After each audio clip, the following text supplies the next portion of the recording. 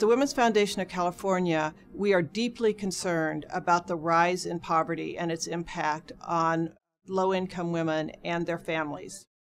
California has gone in this period of time from being a beacon of opportunity where people for decades have come because there is so much economic opportunity in the state of California to being the state in the country that has the highest poverty rate. This information is stunning to me, and I hope it's stunning to many people in the state. Part of why I was encouraged by the hearings was that it is lifting up the debate we need to have about poverty in the state of California.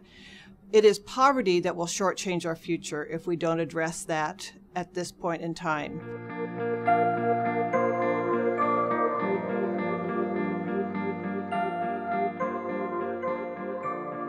The next story I want to tell you about is a story about Kayla. She's a little girl, just started kindergarten, pigtails, skirts, and skinned knees. And all of it at school for the first time. Her mother had made the hard decision several years ago to leave a marriage that was abusive and not healthy for Kayla and herself.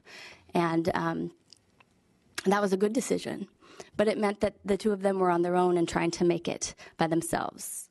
Yesterday was a big day for Kayla. It was her first day in after-school program. She'd been on the waiting list for the whole school year.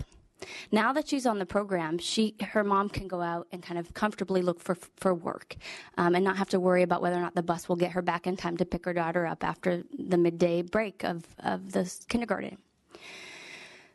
But it might be too late for them. Kayla's mom has been looking for work unsuccessfully for years during the worst recession of our lifetime, when people with degrees couldn't find work. Kayla's mom, who has an ever-widening gap between her last job and the next application, is at the bottom of the pile. She's not getting calls back. In a couple of months, she's facing a decrease in her cash grant from $480 to $317 a month, and her rent is more than that. The stress that Kayla's mom brings home every day impacts Kayla. When we deny parents the ability, the more robust services that they need to find a job or to keep a job or to service them with their first opportunity of employment through subsidized employment, we rob children of the opportunity to rejoice in the levity of childhood.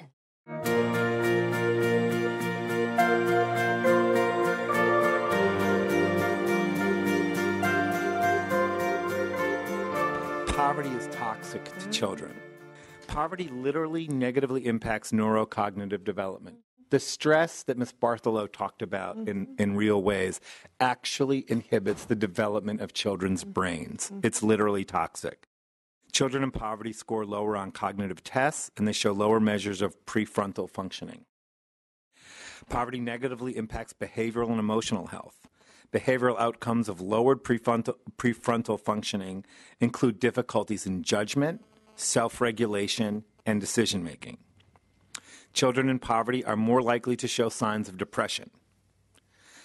Poverty doesn't just affect children's emotional health, it affects their physical health. And the longer children are poor, the worse the outcomes are. It is a depressing, sad story, but I, like Ms. Bartholow, have hope. Because the research also suggests that early intervention in the form of economic assistance, nutritional assistance, housing, and other family supports can provide some relief from debilitating outcomes associated with poverty. Contrary to what some believe, there are things that policymakers can do to mitigate and alleviate poverty. So as we continue to think about how we rebuild the economy of the state of California, I urge us not to leave single women and their children out of that equation. We need to think about how mothers can learn, grow, and continue to contribute to our economy. They are an asset to the state. If we do not engage them, they ultimately become a cost for years to come.